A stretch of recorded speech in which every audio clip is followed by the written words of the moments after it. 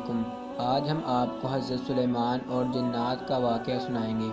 جب اللہ کے نبی داؤد علیہ السلام کے وارث حضرت سلیمان نبی ہوئے تو انہوں نے اللہ سے دعا مانگی کہ اے اللہ، مجھے وہ مرتبہ عطا فرما جو نہ پہلے کسی کو ملا ہو اور نہ بعد میں کسی کو ملے گا۔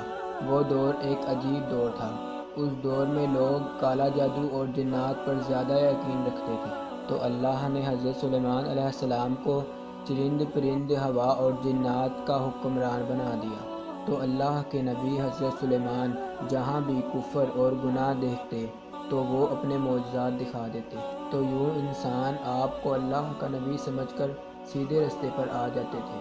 آپ آسمانوں میں پرواز کرتے تھے، تو ایک دن آپ ہوا میں پرواز کر رہے تھے تو اتنے میں ایک جن آپ سے آ کے کہنے لگا کہ زمین پہ ایک جنات کا گروہ لوگوں پہ ظلم کرتا ہے، اور وہاں کے جن انسانوں میں غلول کرتے ہیں اور پھر انسانوں کو تکلیف دے کے یہ منواتے ہیں کہ ان کے پاس غیب کا علم ہے، اور یوں انسان بھی صراط مستقیم سے ہٹ رہے ہیں۔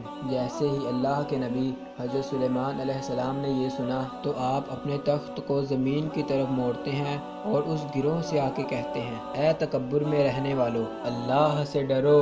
وہ جنات کا گروہ حضرت سلیمان علیہ السلام کی طاقت سے ناواقف تھا۔